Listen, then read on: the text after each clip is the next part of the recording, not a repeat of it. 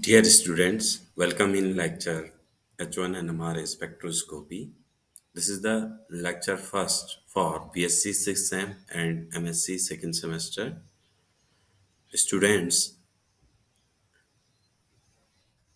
आज हम H1 NMR spectroscopy का पहला लेक्चर पढ़ रहे हैं जिसमें सबसे पहले हम स्पेक्ट्रोस्कोपी के बारे में डिस्कस करेंगे।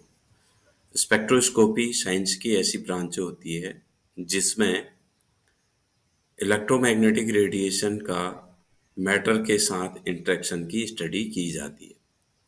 Electromagnetic radiation generally electromagnetic radiation में दो प्रकार के फील्ड होते हैं। एक होता है इलेक्ट्रिक फील्ड और एक होता है मैग्नेटिक फील्ड। इलेक्ट्रिक फील्ड और मैग्नेटिक फील्ड दोनों एक दूसरे के परपेंडिकुलर पोजीशन में प्रोपोगेट करते हैं। इलेक्ट्रोमैग्नेटिक रेडिएशन क्वांटाइज्ड वैल्यू होती है इनकी। अगर हम इनकी फ्रीक्वेंसी की बात करें, वेवलेंथ की बात करें, तो हर एक इलेक्ट्रोमैग्नेटिक रेडिएशन की फ्रीक्वेंसी और वेवलेंथ डिफरेंट होती है। और इसमें हम देख पा रहे हैं, इस स्लाइड में हम ये देख पा रहे हैं कि जो इलेक्ट्रोमैग्नेटिक रेडिएशन है वो बंच ऑफ रेडिएशन है एक तरफ से, जिसमें आपका cosmic rays, gamma rays, X rays, ultraviolet, visible, infrared, microwave और रेडियो वेव, ये रेडिएशन पाई जाती हैं। और हर एक रेडिएशन का एप्लीकेशन अगर हम ऑर्गेनिक केमिस्ट्री के दृष्टि से देखें तो हर एक रेडिएशन का एप्लीकेशन डिफरेंट होता है। जनरली जब हम क्वालिटेटिव एनालिसिस और क्वांटिटेटिव एनालिसिस करते हैं, qualitative analysis generally chemical method होती है जिसके थ्रू कंपाउंड का आप आइडेंटिफिकेशन करते हैं। लेकिन कुछ ऐसी टेक्निक्स होती हैं जिसके थ्रू आप किसी भी ऑर्गेनिक कंपाउंड को आइडेंटिफाई कर सकते हैं। अब जो नेक्स्ट स्लाइड है उसमें हम जनरली ये क्या-क्या इंफॉर्मेशन प्रोवाइड करती हैं, ये जो इलेक्ट्रोमैग्नेटिक रेडिएशन की पर्टिकुलर इलेक्ट्रोमैग्नेटिक रेडिएशन की स्टडी करेंगे तो समराइज्ड फॉर्म में मैं इनको बता रहा हूँ कि इनका क्या एप्लीकेशन होता है। It gives a lot of information about the object under study. It gives the details regarding the bond length of the molecule in the matter, mass of the molecule, etc. Spectroscopy is of great help to study molecules and calculate various parameters like bond length, bond angle, geometry, functional group, and etc. Gamma rays generally applicable for different oxidation state of such metal ions like iron and tin. ऐसे metal ion जो different oxidation state में पाए जाते हैं, उनकी oxidation state को determine करने के लिए गामा रेज स्पेक्ट्रोस्कोपी का यूज किया जाता है, जिसे आप मॉसबॉर स्पेक्ट्रोस्कोपी से जानते हैं। This is the emission spectroscopy. दो प्रकार की होती है स्पेक्ट्रोस्कोपी, एक होता है एब्जॉर्प्शन स्पेक्ट्रोस्कोपी और एक होता है इमिशन स्पेक्ट्रोस्कोपी। एक्स रेज की अगर हम बात करें, जो एक्स रेज इलेक्ट्रोमैग्नेटिक रेडिएशन है उसका यूज जनरली किसी क्रिस्टलाइन सॉलिड के बॉन्ड लेंथ को, बॉन्ड एंगल को, मॉलिक्यूलर स्केलेटन को पता करने के लिए यूज किया जाता है। और यूवी विजिबल इलेक्ट्रोमैग्नेटिक रेडिएशन का यूज जनरली अनसैचुरेशन टेस्ट के लिए किया जाता है, कि कंपाउंड में डबल बॉन्ड है या नहीं है इसको डिटरमाइन करने के लिए, और कॉन्जुगेटेड नॉन कॉन्जुगेटेड को डिफरेंशिएट करने के लिए, और सैचुरेटेड और अनसैचुरेटेड हाइड्रोकार्बन को डिफरेंशिएट करने के लिए यूज किया जाता है।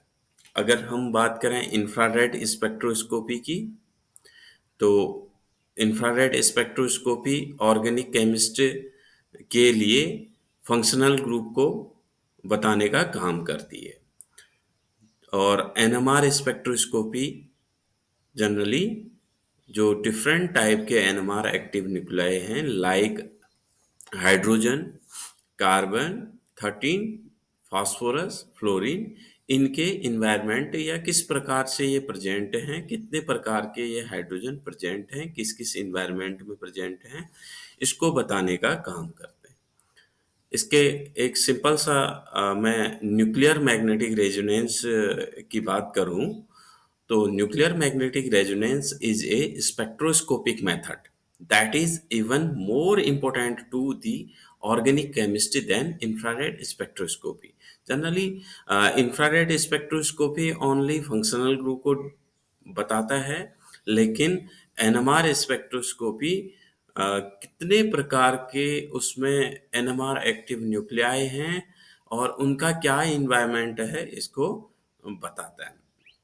Nuclear magnetic resonance is concerned with the magnetic property of certain atomic nuclei like hydrogen atom and carbon 13, which is the isotope of carbon.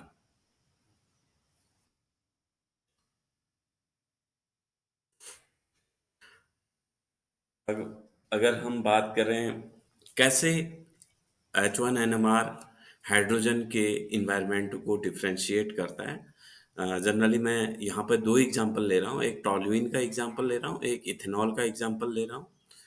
इसके बाद के जो लेक्चर होंगे उसमें हम जनरली प्रिंसिपल ऑफ एनएमआर को डिस्कस करेंगे, इसके डिटेल में जाएंगे। अभी हम ये जानना चाह रहे हैं कि जो एनएमआर का एप्लीकेशन है उसको हम कहाँ कहाँ पर कैसे अप्लाई कर सकते हैं या इसको एज ए एग्जाम्पल हम समझना चाह रहे हैं। Toluene has different groups of hydrogen atom, the methyl hydrogen and ring hydrogen, orthometa and para. अगर हम इसमें H1NMR स्पेक्ट्रोस्कोपी की बात करें तो यहाँ पर CS3, इसमें तीन हाइड्रोजन डिफरेंट इन्वायरमेंट के हैं। एक हाइड्रोजन ये ऑर्थो पोजिशन पे है, ये ऑर्थो हाइड्रोजन है, और ये हाइड्रोजन आपका मेटा हाइड्रोजन है, और ये हाइड्रोजन आपका पैरा हाइड्रोजन है। यह H1NMR यहाँ पर हम 300 मेगाहर्ट्ज के रेडियो फ्रिक्वेंसी में देख रहे हैं। अगर हम इसको 20 मेगाहर्ट्ज में देखते हैं तो यहाँ पर दो ही प्रकार के सिग्नल आते हैं।